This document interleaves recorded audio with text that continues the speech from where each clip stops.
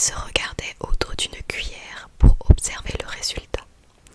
Ce matin-là, ils devaient avoir leur premier cours avec Firenze. Pas vraiment, répondit Hermione d'un ton indifférent. Elle était plongée dans la lecture de la Gazette du Sorcier. Je n'ai jamais beaucoup aimé les chevaux. Elle tourna une page du journal et en parcourut les colonnes. Ce n'est pas un cheval, c'est un centaure, protesta Lavande choquée. Et un très beau centaure, soupira Parvati. En tout cas, il a toujours 4 jambes, répliqua Hermione avec froideur. Et au fait, je croyais que vous étiez bouleversés par le départ de Trelawney toutes les deux. C'est vrai, lui assura Lavande. Nous sommes montés la voir dans son bureau. Nous lui avons apporté un bouquet de jonquilles, des vraies, des belles, pas celles qui font un bruit de klaxon, comme chez Chourave. Comment va-t-elle demanda Harry. Pas très bien la malheureuse, répondit Lavande d'un ton compatissant. Elle pleurait et elle disait qu'elle aimerait encore mieux quitter le château à tout jamais, plutôt que de rester sous le même toit qu'Ombrage. Moi, je trouve qu'elle a raison. Ombrage a été horrible avec elle, non? J'ai l'impression qu'Ombrage ne fait que commencer à être horrible, dit Hermione d'un ton lugubre. Impossible, fit remarquer Ron, occupé à dévorer une belle portion d'œuf au lard. Elle ne peut pas être pire que maintenant. Souviens-toi de ce que je t'ai dit. Elle va vouloir se venger de Dumbledore pour avoir nommé un nouveau professeur sans la consulter, déclara Hermione en refermant le journal. Vous avez remarqué son expression quand elle a vu Firenze. Après le petit déjeuner, Hermione se rendit à son cours d'arithmancie, tandis que Harry et Ron suivaient Parvati et Lavande à celui de divination. On ne va pas dans la tour nord, demanda Ron surpris, lorsqu'il vit Parvati passer devant l'escalier de marbre sans monter. Parvati lui jeta par-dessus son épaule un regard méprisant. Tu t'imagines que Firenze arriverait à grimper cette échelle? Nous sommes dans la salle 11 maintenant. C'était écrit hier sur le tableau d'affichage. La salle 11 se trouvait au rez-de-chaussée, dans le couloir situé de l'autre côté de la grande salle. Harry savait que c'était une des classes qui ne servait pas régulièrement et qu'on avait tendance à assimiler à un placard ou à une réserve. Aussi fut-il stupéfait lorsqu'il entra derrière Ron de se retrouver dans une clairière comme s'il était en pleine forêt. Qu'est-ce que... Le sol de la classe était recouvert d'un moelleux tapis de mousse et des arbres y étaient plantés. Leurs branches luxuriantes se déployaient à la surface du plafond et devant les fenêtres, laissant filtrer dans toute la pièce des rayons obliques d'une lumière verte, douce et tachetée. Les élèves qui étaient déjà là s'étaient assis sur le sol terreux, le dos appuyé contre un tronc d'arbre ou un rocher, les bras autour des genoux ou croisés sur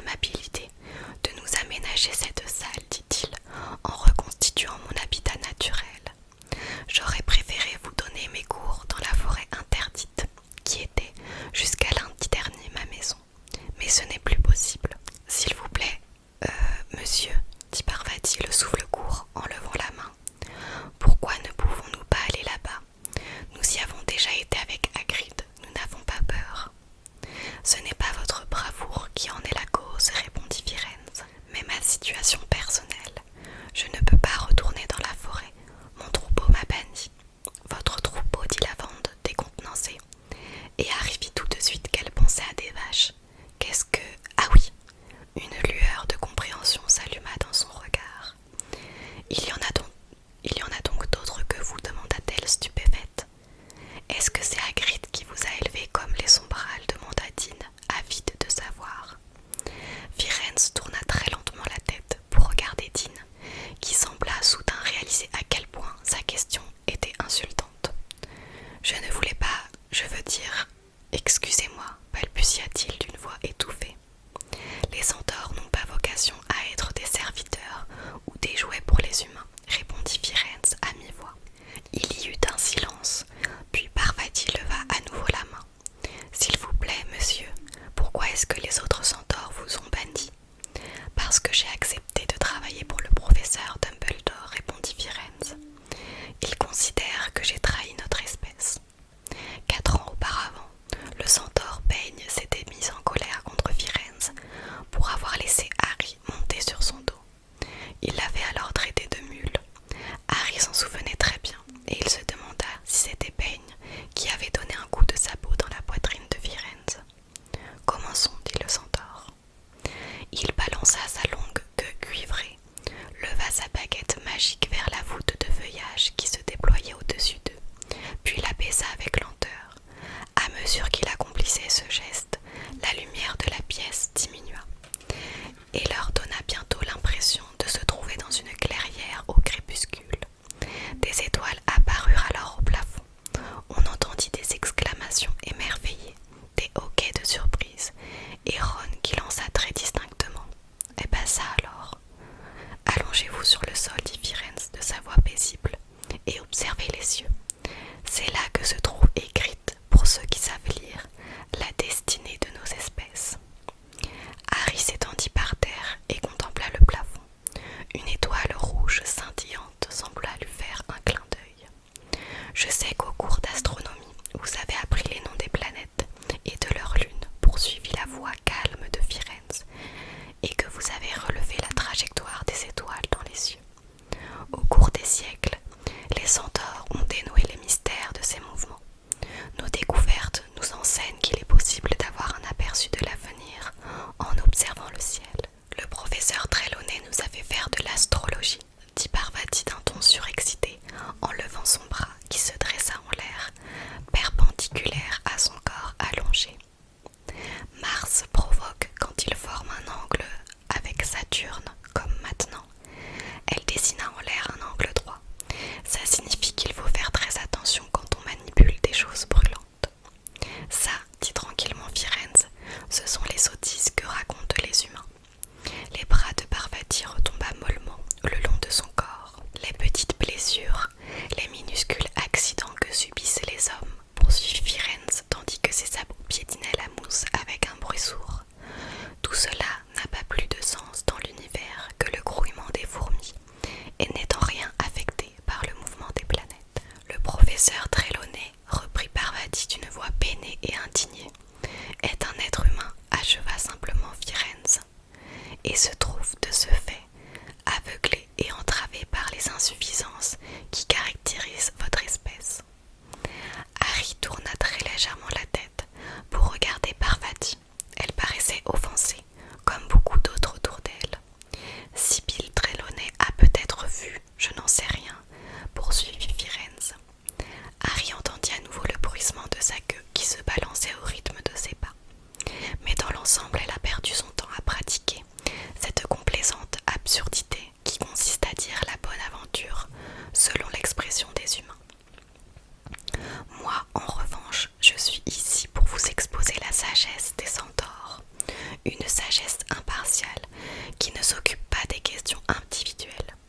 Si nous observons les cieux, c'est pour y déceler des grandes marées du mal ou les grands changements qui y sont parfois inscrits. 10 ans peuvent être nécessaires pour nous assurer de ce que nous avons vu.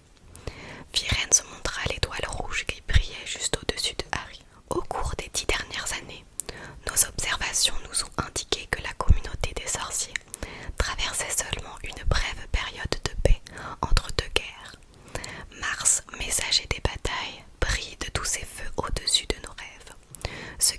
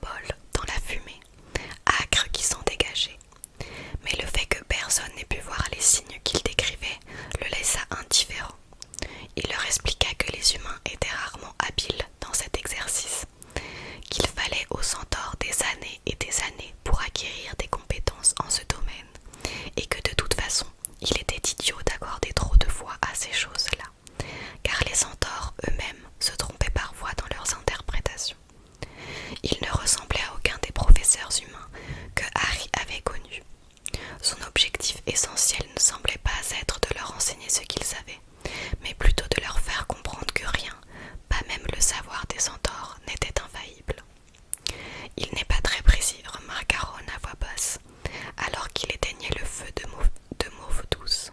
Moi, j'aurais bien aimé avoir quelques détails supplémentaires sur la guerre qui se prépare, pas toi.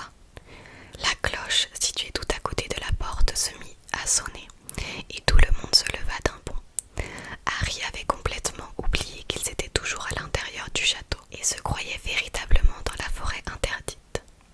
Lorsque les élèves sortirent de la salle, ils avaient la mine un peu perplexe.